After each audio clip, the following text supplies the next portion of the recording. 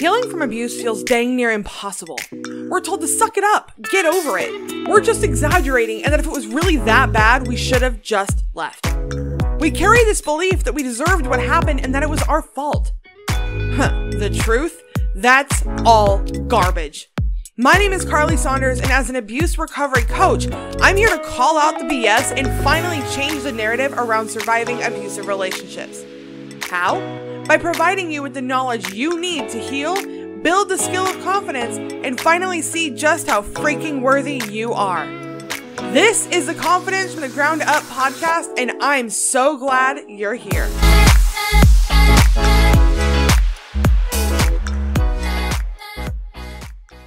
So around this time of year, a lot of things tend to happen.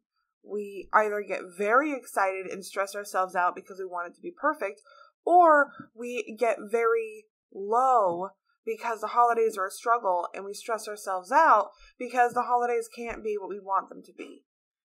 This is one of the hardest parts of the holiday season, and that's why I'm going to be sharing the audio that I'm going to be sharing with you in just a moment. It is incredibly important to give yourself so much friggin' grace, especially this time of year. You can not only love it or hate it, but you can be somewhere in the middle. And that's kind of where I'm at. I absolutely love the holidays, but they've been so full of stress for like the last 10 years that I haven't really had a chance to really appreciate them. And now they're associated with a super stressful time in my life. And that doesn't take away from the beauty of Christmas, but it's just the reality of where I'm at right now.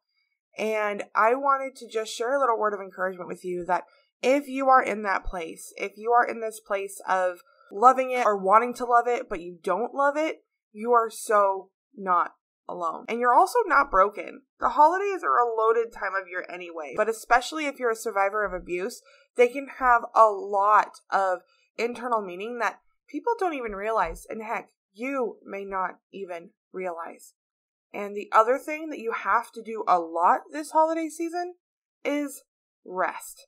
And that's what we're going to be talking about today. But really quick, before we dive into the audio, I wanted to let you know that today's episode is brought to you by Worthy Boxes. Yes, they are back and ready and open for pre-sale on the website. I am working on updating the website to make it a little bit more easy to navigate. But if you go to carlylynn.com/shop, you can see the box right there on the very front. Now, something important to note about the box really quick is that other coupons cannot be combined cannot be used on the Worthy box. And that's just because this bundle is already super discounted. But with that being said, what the heck is in this box and what is it anyway? The Worthy box includes 3 of my absolute favorite things that I love to use to make journaling a wonderful experience. So number 1, you get the Worthy of Recovery journal. This is the physical 30-day journal for survivors of abuse. You get a hoodie of your choice. You get to choose between the Worthy hoodie, the You Are Enough hoodie, and the Affirmation hoodie. And you also get a mug. Because you know what? When we sit down to journal, we want to be cozy. We need we need a big, comfy, cozy hoodie. And y'all, these hoodies are so soft. I'm wearing mine right now, and I am so in love. But you also want to associate it with peace, right? And that usually includes something warm and delicious, like tea, coffee, hot chocolate, or maybe something a little stronger. I ain't judging. Sometimes you gotta loosen yourself up to get yourself in the journaling mood. And so this box also includes lots of surprises that I'm not gonna, let you in on right now. But this box is a culmination of what I have learned to go from hating journaling to now it being one of my favorite parts of my day. And that's because I associated it with things that I love, with coziness, with warming yourself from the inside out with something warm to drink. And of course, you're being surrounded with all the positive messages that are in all 3. So to take advantage of yours and to grab yours before the new year, go to carlylynn.com/worthybox. That's carlylynn.com/worthybox to grab yours. But all right, enough of my blabbing. Let's dive into today's episode and finally learn how to rest. If you are anything like me, rest is a word that you're not particularly fond of. Not that it doesn't sound nice to sleep, it really, really does. But there's just so much to do, you feel guilty for even considering stopping. You're worried that if you stop to rest, that you won't come back to it. Or even worse, you'll lose all of that progress that you've made. You feel like you have so far to go that you just don't have time to rest. Boo.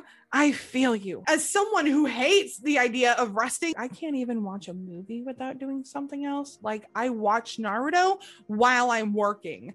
I will let myself watch some YouTube videos while I'm putting away laundry. I know the struggle, but I also realized that whether I like it or not, and whether you like it or not, rest is essential to your recovery journey. While you may be looking at me with one eyebrow cocked and your arms crossed, about ready to roll your eyes so hard they get stuck in the back of your head, I promise you, this is true.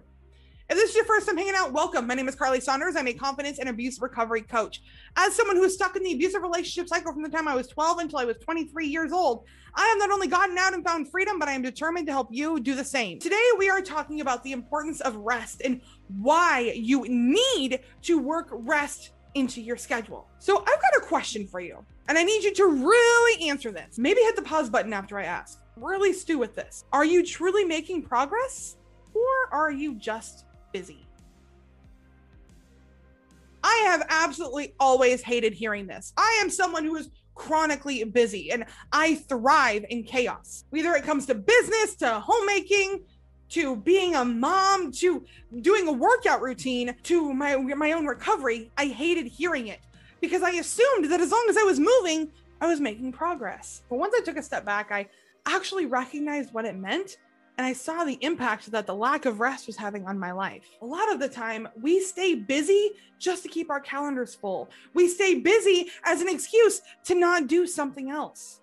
And if you find yourself going, oh my gosh, I really need to do this, and then all of a sudden you decide to clean the kitchen and you hate doing dishes, you're probably just busy. When you feel like you're doing nothing but going and going and going all the time, but it feels like you're doing a Scooby-Doo run on a treadmill, you're just busy. Recovery is an active daily choice that you have to make every single day. I get that. I say that all the time because it's true. However, that doesn't mean you always have to go at 100 miles an hour. A big part of recovery is recognizing when you need to rest. Now, if you were in an abusive relationship, you probably learned that rest was dangerous because if you looked like you weren't doing anything, you never knew how they were going to lash out. If you stopped for a minute, you'd have to actually recognize what was happening to you, and that in itself was far more terrifying. So you just kept going. So not being able to rest, not being able to be comfortable while resting, I get that. You're not alone there. But if we don't actively take the time to learn how to rest, we're actually just re-traumatizing ourselves and keeping our brain from healing. Here's an example that I want to share with you, and this is me being completely honest. I absolutely love to read. I love reading, and I easily burn through 1 to 3 books every single week. However, they're all nonfiction. Hey, I am a total geek, and I am here for it. I love to geek out on psychology or business books, personal development, learning about nutrition. Those things light me up, but it's always learning to a point that it kind of led me to this road of burnout. I reached this point where I was dumping so much information in my brain that I couldn't even process it. And I can't tell you the last time I read a fiction book. Not really, unless you're counting the ones I read with my son before bed. I haven't sat and just binge read a fiction book in so long. And I can tell you right now that my brain is craving that escape. The reason I share this is because both of them are reading. It's the same action, but there is guilt that is involved with the fiction book because it's not actively helping my brain to learn. But there is also so much exhaustion that comes with reading nonfiction because my brain is so full. So I want you to take a look right now and look over your recovery journey, look over your life and recognize where you may have hit a wall or where you may just be busy and where you're not making progress. That is the area that you need to focus in on. Burnout is real. Now, a lot of people may be wondering how on earth you can get burnt out from, working on your recovery journey. And while you may not be actively going out and lifting weights or working labor, like doing hard labor with your hands, you are actually using a lot of energy. When you're on your recovery journey, your brain uses a lot more energy, a lot more caloric energy than it does when it's in a quote unquote normal state or neurotypical state. Why? Because healing actively takes energy. And so you may find yourself completely exhausted after just doing a couple hours of journaling. Why? Because you've used so much mental energy that your brain is just done. This could cause you to completely collapse on the bed, feeling exhausted and wondering why and feeling even more useless. This is a sign that you have reached burnout. This is a sign where the next step to healing for you is actually taking some time to rest. A good way to look at this is through the fitness lens. You can work out, and working out is great, but if you don't allow yourself to rest, you're going to cause an injury. And what is that injury going to do?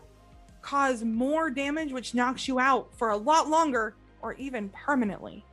It is the exact same way when you are doing all of this mental work to heal, especially from the abuse that you endured. The reality is that rest is where the progress is made. Let's stick with the fitness example for a second. When you are actively working out, you are actually breaking down muscle. You are exhausting your body and you're actually ripping the muscle into a bunch and shredding it. So when someone says they're shredded, it literally means they are shredding the muscle and breaking it apart. If you do nothing but break the muscle down, it's eventually going to break down to a point where there's nothing left. But when you stop, and you go and you refuel and you eat food that benefits your body and you do the things and you nourish yourself and you sit and you chill for a bit and you let your body heal, rest and relax, you're going to come back so much stronger because those fibers that are healing the muscles make your muscles stronger because the body's like, oh my gosh, we got to learn how to withstand this. It is the exact same thing with your brain and with your recovery journey. If you are not actively taking time to rest, you are actively tearing yourself down to a point where it's going to do nothing but cause harm. Now, look, I understand how difficult this can be. It can feel really hard, and heck, the guilt may feel crushing by just sitting down and doing nothing. But here's your challenge. Start with 5 minutes. Start with 5 minutes of no phone, no cleaning, no laundry. If you need to wake up 5 minutes before the kids get up, if you need to go to bed 5 minutes after the kids go to bed, just sit down and do nothing for 5 minutes. Now, I'm going to be honest with you. This 5 minutes is going to feel like torture, and it's going to feel like it's going to last forever. And you're like, oh my gosh, there's so many things that I could be doing with this 5 minutes. And then the 5 minutes is going to pass. And you're going to realize that the world didn't stop and you didn't collapse. And after a few days of doing 5 minutes, make it 6 minutes and add it on. Take some time to do something that you enjoy. Maybe it's listening to a podcast that has nothing to do with business or personal development or learning. It's just something that's funny or something that you just like to listen to. Maybe take some time and play on the video game. That's your jam. Do that. Maybe allow yourself to sit and binge a few episodes of your favorite show on Netflix. A lot of people say not to do that. But if you're resting, that's okay. And if you are someone that needs to know that you're still going to be productive, schedule in your rest. Even if it's only 5, 6, 7, 10 minutes a day, that's a great start. And then just keep adding on. Eventually, you'll find yourself taking 20, 30 minutes, an hour a day to yourself. Will the guilt be there? Probably. But the more you do it, the less heavy that guilt becomes.